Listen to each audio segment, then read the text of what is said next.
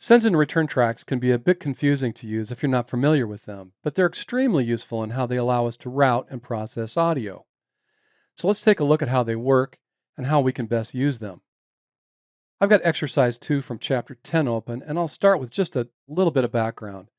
And that is we have all these different kinds of plugins, EQs, compressors, saturators, reverbs, and delay.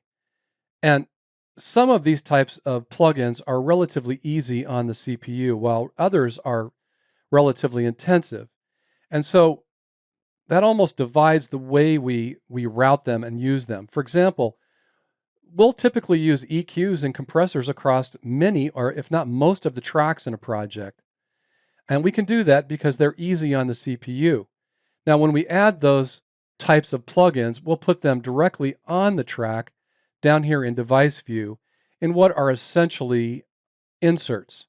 But devices like reverb and delay, we'll typically use them via a send and return setup, and that allows us to share that effect with multiple tracks.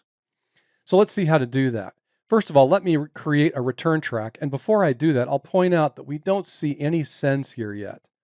So I'm going to go up to the Create menu, and I'm going to choose Insert Return Track from the drop-down menu here. And now, two things just happened. We got the return track over here on the right-hand side, and it's labeled A Return. And then you'll notice there's a corresponding send here on each one of the tracks, and the send is lettered number A, or letter A. So what happens here is as the signal passes through a track, when it hits the send, we can pick off some of that signal, and it's copied, and we can then route it over here to the return track via a virtual wire that in the audio world is referred to as a bus. And in this case, this bus is hardwired from the send to this one return track. Now let's create another one. And to do this one, I'm going to right-click here in this area between the return tracks and the MIDI and the audio tracks. So in this empty area, I'll right-click and I'll choose Insert Return Track from the contextual menu. Now we can see that I've got an A and a B and the corresponding A and B sends. Now let's add some reverb to the project. So I'm going to go over to the reverb category and open that. And I'm going to grab just a default reverb preset, and I'm going to drop that on both of these tracks. Now the first thing I'll do is I'll label what I'm going to use this for. So I'll rename the tracks. Remember, that's Command R or Control R if you're on a PC. And I'll call this one, let's call this one Short Reverb.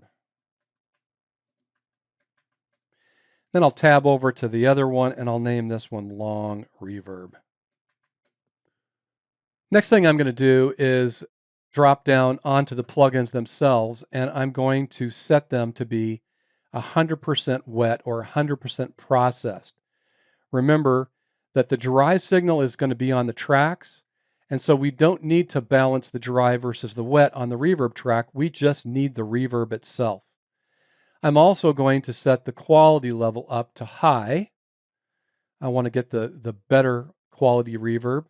And on the short one, I'm going to leave that around about 1.2 seconds of decay time. And on the long reverb track, I'll also set that one 100% wet, set it to high.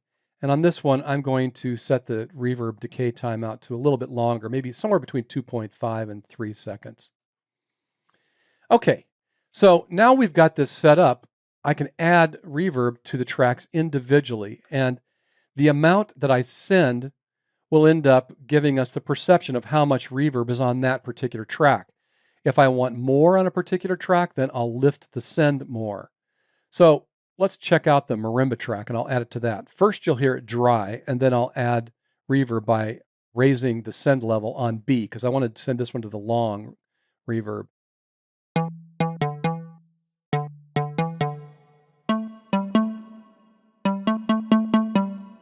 Now let's do the same thing to the Dirty Roads track.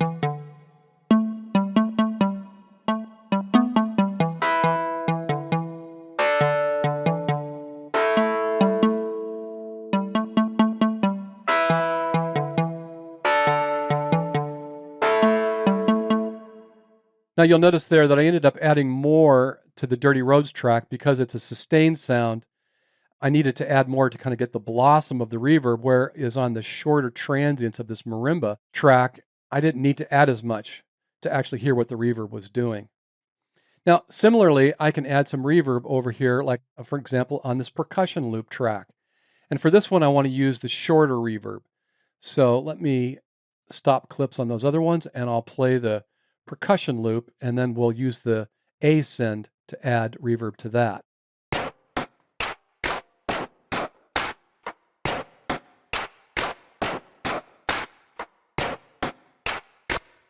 All right, so you can hear that I was sending about the same amount that I was sending over here on the marimba track, but we're not hearing nearly the amount of reverb, and that's because the decay is set to a shorter amount. Now, not only can we kind of control the amount of reverb we're hearing with how much we're sending, but you can also use the fader on the return track to control the overall amount of reverb that you're getting from all of the tracks that are feeding that. Typically, I'll leave this at unity gain, and I'll try to control the amount of reverb from the amount I send from the various tracks. Now let's do one more thing. Let's add some delay. And I'm going to do that again to the marimba track. It's easy to use because of those short notes. So again, I'm going to add another return track. And this time, let me make these other tracks not so wide. So I'm going to put my cursor near the edge of one of the tracks, and I'm going to hold down my Option or Alt key and drag to make those a little bit narrower. And now I can right-click again here and add yet another return track. So now I have C, and I have a corresponding third send. Now, with the track skinnier, notice that we've lost the knobs, and now we just have these fields. So let me go to the delay category, and I'm just going to grab delay, and I'll drop that on the C return. And I'm going to leave it in sync mode so that the delay time is synced to the tempo of our project. I'm going to disable the linking between left and right. And I'm going to set the left side to 2 16th notes or an eighth note. And I'll set the right side to 3 16th notes or a dotted eighth note. Now, this delay also has a filter, and I like it, so I'm going to use it. I'll leave the filter button on. And what I'm going to do is just set this so that the delayed signal is getting processed by this filter, and it's giving the delay or the repeats a little bit of a different sound. Again, I'm going to set that to 100% wet. All right, so I'm set up and ready to go. Let's hit the play button on this marimba part, and I'm going to adjust the amount of send amount.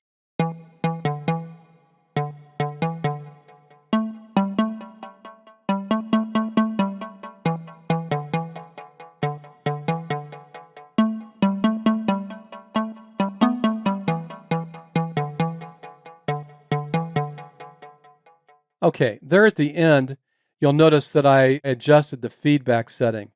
So as I increased the send amount, you could hear the repeats, and there got to be a few too many repeats. I liked how wet the signal was, and I liked the overall character of it, but I wanted to pull back the number of repeats, and I did that by reducing the feedback amount. So the feedback actually takes the delayed signal and it returns it back to the delay, and it routes it back through, and you get kind of the delay of the delay. So that controls the number of repeats that we hear. Now that you know how to set up a send and return track for use with effects, you can use them effectively to add reverb and delay to your projects.